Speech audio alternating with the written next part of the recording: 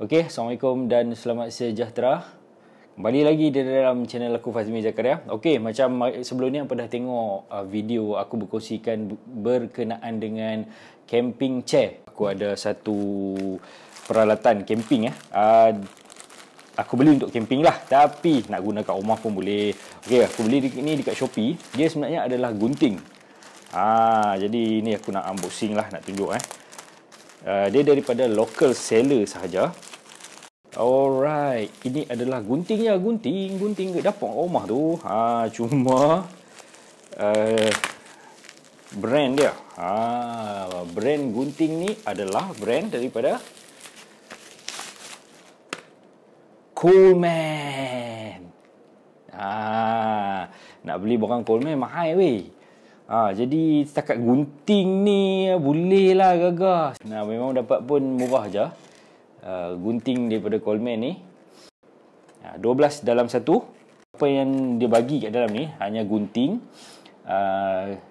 lepas tu pisau, screwdriver pun ada, lepas tu ada wrench, ada magnet, bottle opener, can opener, scaler, nut cracker, jar wrench, wire cutter dengan wire stripper. Jom kita tengok aku buka tengok lah. Okay, Coleman punya dia macam ni saja. Aku beli dalam harga tak sampai RM20. Tak sampai RM20. Yang ni orang kata benda yang mampu nak beli. So aku letak link dekat description dekat bawah ni. Hampa boleh klik link tu dan buat pembelian dekat dia. Stok dah tak banyak dah. Lagi satu, tak salah aku, gunting ni pun gunting yang tahu lah, ni model lama punya kot.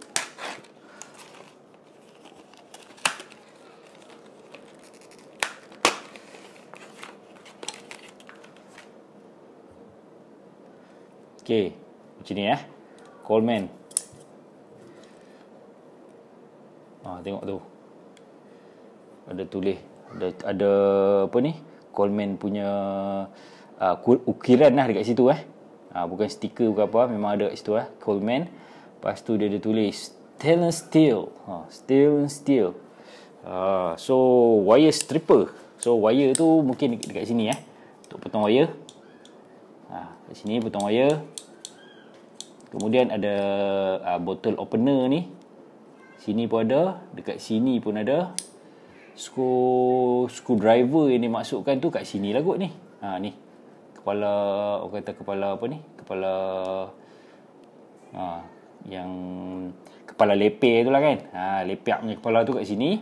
Lepas tu yang ini nut. So nut ni aku rasa dia terhad je lah ni. Aku rasa nut ni mungkin nut nombor 8, nombor 7 dengan nombor 6 ataupun 10, 9, 8 mungkin.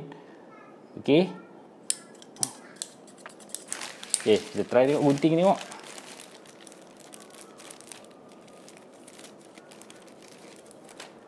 So far tak ada masalah.